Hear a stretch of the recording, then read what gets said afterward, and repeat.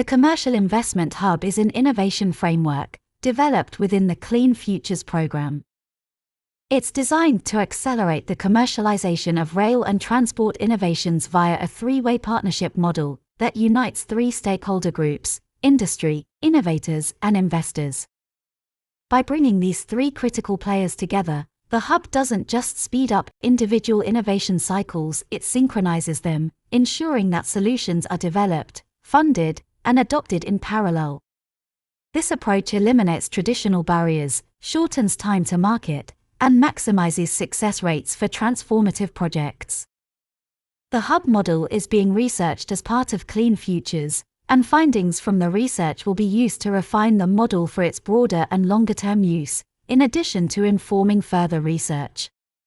More on the focus of this in a moment. But firstly, how does the hub work?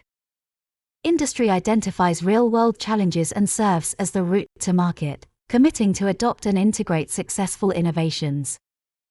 Innovators create targeted solutions, refining their products with industry guidance to ensure they meet market needs.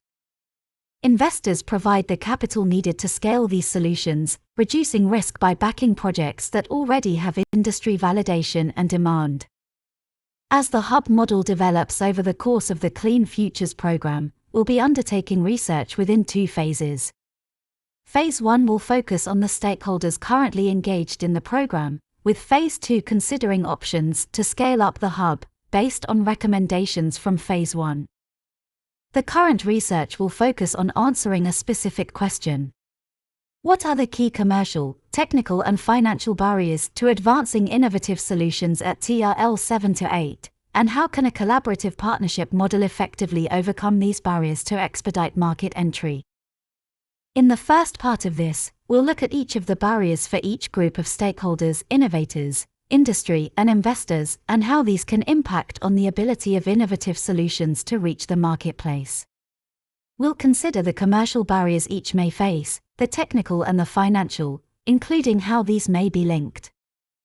For this research, we'll focus predominantly on TRL 7, the point at which an innovation or prototype is demonstrated in an operational environment, and TRL 8, at which point it's been completed and qualified through test and demonstration.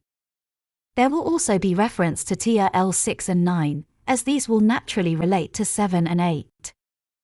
Within the second part, we'll look at the model itself, initially at the meetings we hold in which the industry and investor boards come together to consider innovations developed through the program, and how this process can overcome those barriers, to not only ensure that solutions reach the marketplace, but do so more quickly.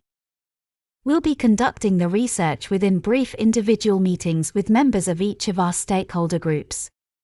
These will be online and will simply be a conversation based around a number of relatively open questions. The meetings will ideally be recorded to capture your responses in full, but as the research is anonymous and confidential, the recordings will be stored securely and deleted afterwards. If you prefer not to be recorded, we can take written notes. Before your meeting, you may wish to think about the questions we'll ask. You may also need to ask others for information or access information, for example from emails or documents. As such, we'll outline the questions here, so you have plenty of time to do this beforehand.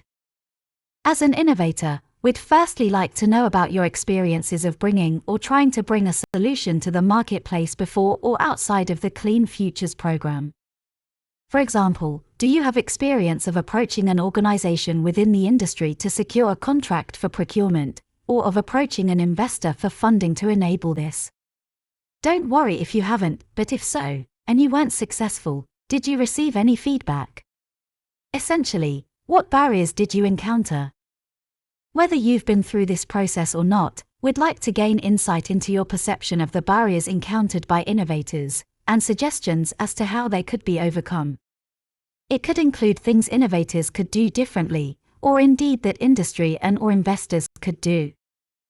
For the second part, considering how the hub model can overcome barriers, we'll be drawing on our own information from the program as to the outcomes for innovators that have been presented to the industry and/or investor boards, so you don't need to worry about this.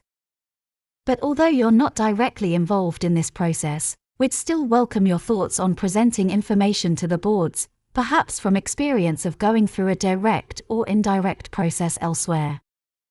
For now, this is the scope of the research we're undertaking within Phase 1, so we look forward to meeting with you soon to discuss your experiences and thoughts. To book a meeting, or if you have any further questions beforehand, please contact me by reply email, or email me directly at helen.wolf@bcimo.co.uk.